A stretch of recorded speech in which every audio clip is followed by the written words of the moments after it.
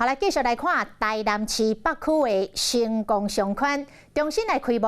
头家为着要啥人注意，是伫咧门口打出着各种的广告，譬如讲本日翁仔某冤家无要开店，互人看到会爱笑，果然嘛城内袂少的人客。要甲人客讲，今仔日无开，会当真有创意。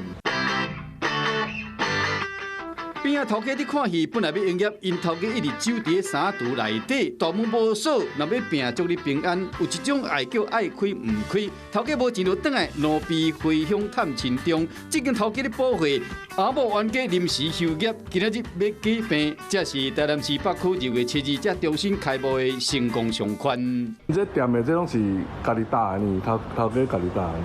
我这有的小编诶，这应该小编吧。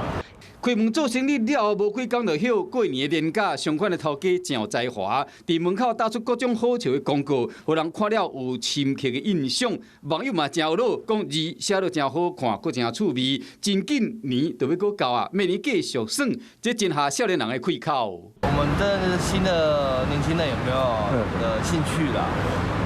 有兴趣。对啊，希望大家能够多来逛就对了。可能。